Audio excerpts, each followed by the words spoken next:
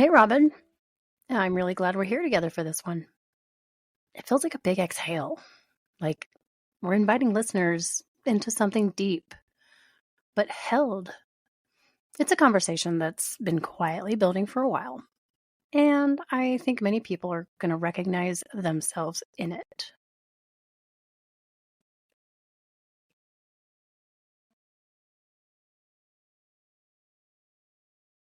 Let's just arrive. So, wherever you are, however you're feeling, you don't need to shift anything right now.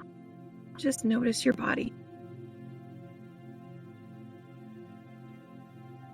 Maybe there's a tightness in your chest or a heaviness in your belly. Maybe you're holding your breath without realizing it. And that's okay. Let's take a moment together. A gentle breath in and out. Let your shoulders lower. Unclench your jaw and soften your eyes. If it feels safe, you might place a hand on your heart or on something grounding nearby. This episode holds a lot, and we want to invite you to land here gently with care and compassion for whatever comes up. No pressure to process it all. Just begin by being here.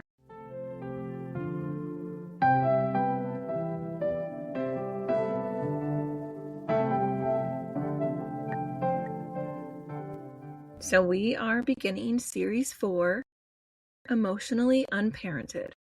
And we know this is going to resonate with a lot of folks. It brings up tender truths. For some, it'll put words to things they've never named. For others, it might affirm what they've long sensed but didn't have language for. Welcome to our new series, Emotionally Unparented. If you ever felt like you had to raise yourself, like no one really showed you how to be a person, you're not alone. Welcome to all the adultier adults, please, memes. Right? This whole series is about what happens when the adults in your life couldn't meet your emotional needs. Whether they were overwhelmed, unavailable, reactive, or just checked out, we're exploring how it can shape your sense of safety, your nervous system, your beliefs about love, and your relationship with yourself. So fundamental. So today we're starting at the beginning. Emotionally immature parents. What does that even mean? How does it affect us long term? And what can we do about it now? Right? And before we dive in, a quick reminder. You are listening to two therapists walk into a podcast. I'm Robin Green, LCSW. And I'm Stephanie Edsel, LCSW. We're two trauma therapists who believe healing should be practical, compassionate, and deeply human. Every episode, we offer nervous system aware insight, accessible tools, and real talk. Because healing isn't linear, and we're here for the ride.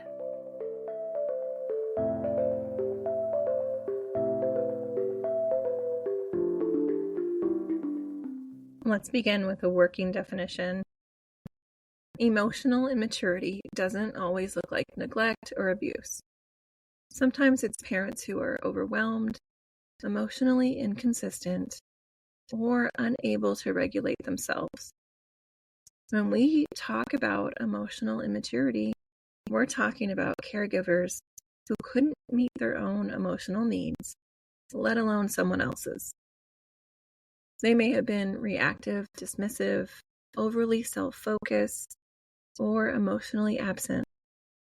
They often avoid hard conversations, shut down, or react defensively when emotions surface, because staying with discomfort wasn't something that they were taught or supported in. 100%. They might have expected you to stay small so they could feel okay. Maybe they needed you to manage their emotions, so yours were pushed aside. Right? Janet Woditz, who studied adult children of alcoholics, noted similar patterns in homes where parents were emotionally unavailable, even if addiction wasn't part of the story. So the child learns that connection means walking on eggshells, performing, or disappearing. And notice that the child doesn't have language for this to develop these terms. It's just that sense, right? It's that feeling. And Wojciech's work also, it paved the way for understanding how emotional unavailability shapes adult behaviors. Difficulty trusting, self-doubt, or even self-loathing, perfectionism, and a deep need for external validation. Right. Her work really helped so many people realize that even if their childhood, quote unquote, looked fine from the outside, emotional needs can go unmet in invisible but really profound ways. I just really want to just validate big time on this because I feel like a lot of times people come and sit on the couch and go, my childhood wasn't that bad. What's wrong with me? Right.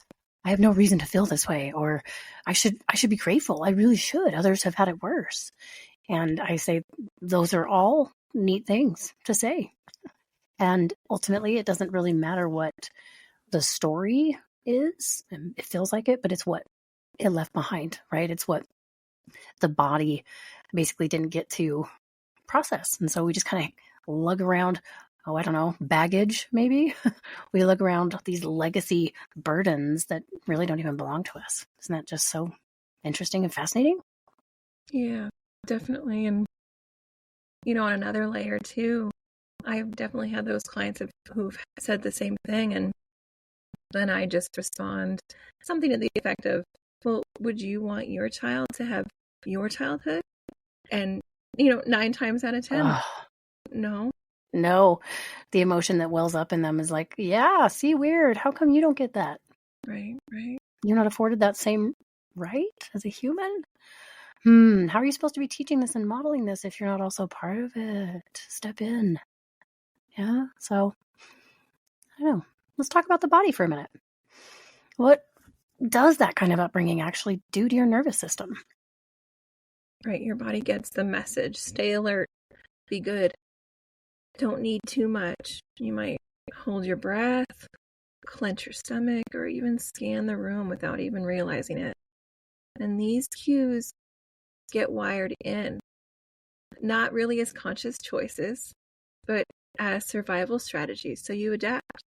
So hypervigilance, people pleasing, chronic guilt. You learn that love might mean fawning or over functioning. And here's the thing, if no one ever taught you how to feel safe with another person, your body may not even know what safety feels like. Calm might feel suspicious. Rest might feel like failure. You finally get a quiet afternoon and suddenly you feel really uneasy. You might brace even when nothing's wrong because your system doesn't recognize peace yet. Yeah, that makes a lot of sense. It's not the chaos that we're used to or that we're born into. So they're very distrusting and waiting maybe for the other shoe to drop. Exactly. And building on that, Pete Walker, who wrote Complex PTSD from Surviving to Thriving, he talks about how emotional neglect doesn't just create stress, it can shape how you see yourself. Maybe you learn to be invisible or always be the good one, not because you were wrong, but because it felt safer. These weren't just coping mechanisms, they became identities. And they often live in the body too, that tight chest, a sinking stomach, shrinking posture, really being overly aware how you take up space, a frozen face from years of bracing. And now we're learning those identities don't have to stay that way. We get to feel something different. That part, seriously. Because when we do talk about co-regulation, which is when someone helps you calm your nervous system by being present, consistent, and attuned, Many of us didn't get that from our parents or caregivers, and by no fault of their own. We're not pointing fingers. This is not the blame game. Oh my gosh, it's all your parents' fault. Let's just heap more crap on top of it. Right. No. We're really trying to notice this, that genuinely co-regulation might have looked like a sharp tone, a tense body, or someone needing you to stop crying like right now so they could feel okay. It felt like pressure, not presence. You learn to monitor them instead of feeling safe to be with yourself. And while that might have helped you survive, it doesn't have to be the way that you connect now. So true. And when your parent mistakes control for co-regulation, that can seriously mess with your blueprint for connection. Like, I need you to behave so I can calm down is not co-regulation. That's not calming. It's control dressed up as care. Exactly. If you could hear how many times I'm sighing off mic as you're reading this stuff, and I'm like, should I be recording all these really heavy sighs? I don't know. But genuinely, I really hope that the audience is plugged in today and really engaged and forgiving themselves for what they did not know that they did not know.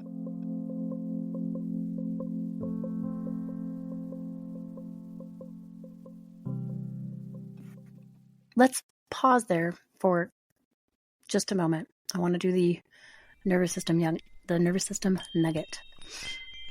Sometimes emotional neglect doesn't always show up as chaos. It can show up as quiet. Maybe no one yelled. Maybe no one hit. But no one asked how you were either. No one helped you name a feeling or sat with you when you cried. That kind of silence lands in the body. You may find yourself today wondering if your feelings matter or bracing before you speak up. But here's the thing. The body does remember. And the body also listens for something new. When you pause, when you soften toward yourself, when someone offers presence without expectation, that's your nervous system learning safety. No, not all at once, but over time. And remember, it does count.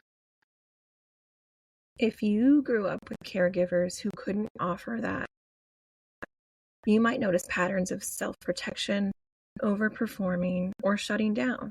And that's not a character flaw. It's a reflection of how you adapted brilliantly to a nervous system shaped by unmet needs. And adaptation isn't the end of the story. It can also be a doorway to self-responsibility. And we get it. Agency can be powerful, and it can also be really scary. It means recognizing what shaped you and choosing how you want to show up now. Not because you have to be perfect, but because your life belongs to you now. And that matters. It really does. For so many Gen X and neurodivergent folks, we didn't have a language for this. We were told we were too sensitive, dramatic, selfish. That's a good one. Ugh. Often we literally learned to hide parts of ourselves, to mask, to perform competence or calm. Like, oh, your child is so well behaved. They're just so good. Because feeling things out loud wasn't safe. Right? Or we were the ones everyone leaned on, parentified, hyper capable, but often disconnected from our own emotional life because being needed didn't always mean being nurtured. Agreed. So what do you do now as an adult who maybe didn't get what you needed back then? This brings us to today's coping tool, something we're calling reclaiming the pause. This is such a powerful one, especially for folks who grew up needing to stay 2 steps ahead to feel safe. In homes where your emotions were ignored or punished, you may have learned to rush your responses, to people please, or to fix everything fast. That urgency may have helped you survive, but it can keep you disconnected from what you actually need. Today, we're inviting you to reclaim just a few seconds of space. So here's how. Sometime this week, I want you to notice when you are about to say yes, or explain yourself, or over accommodate. Pause.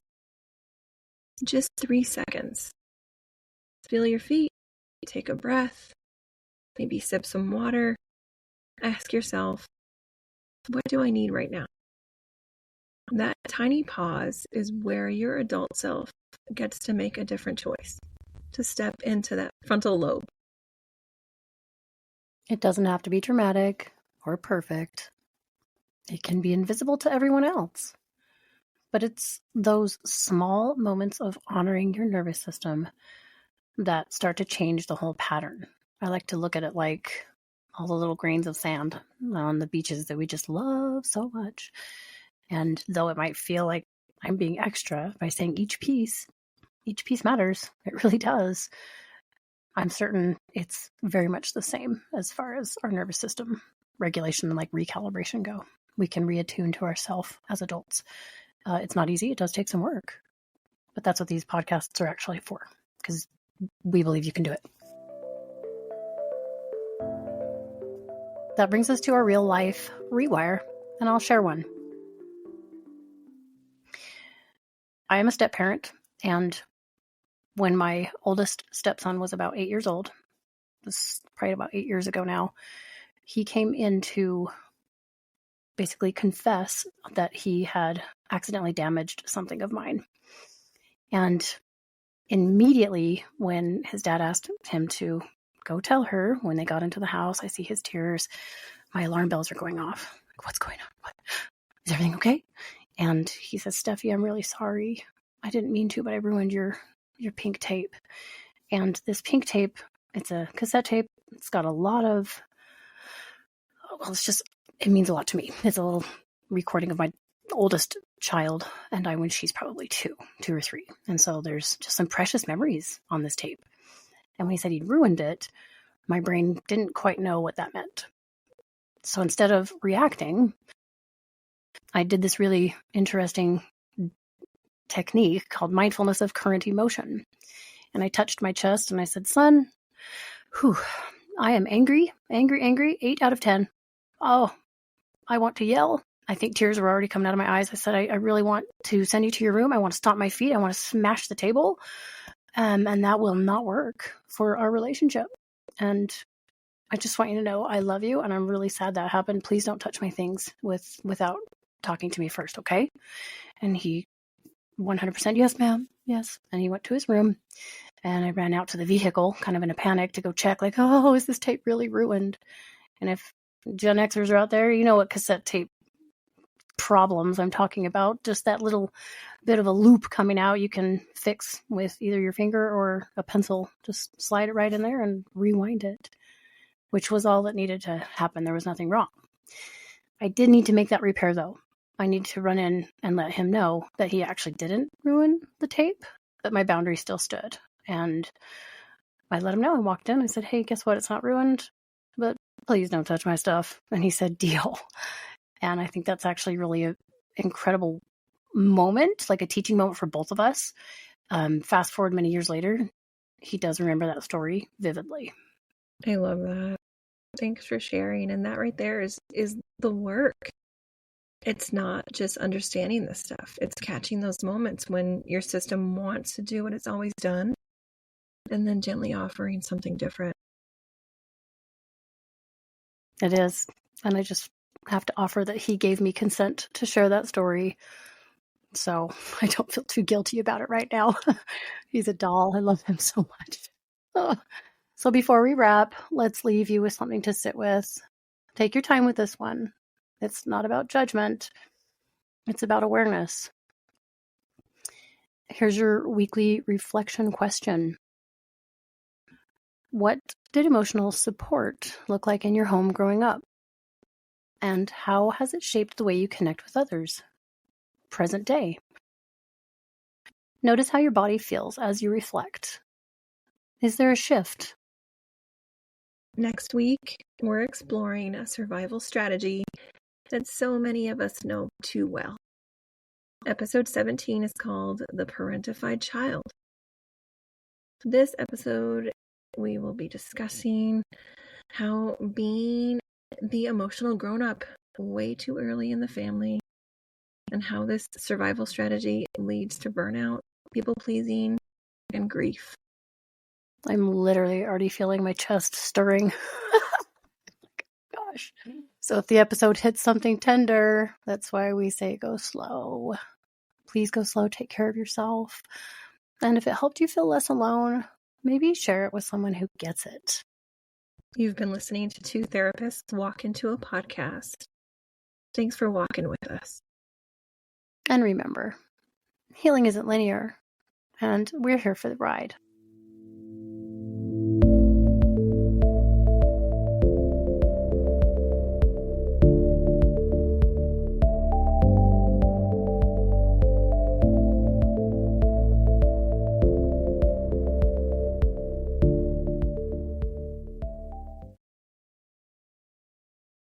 Thanks for sitting with us today. If something resonated, we'd love it if you shared the episode, left a review, or connected with us on social media. We're two therapists walk into a podcast on most platforms. You can listen and subscribe wherever you get your podcasts. This podcast is for informational and educational purposes only.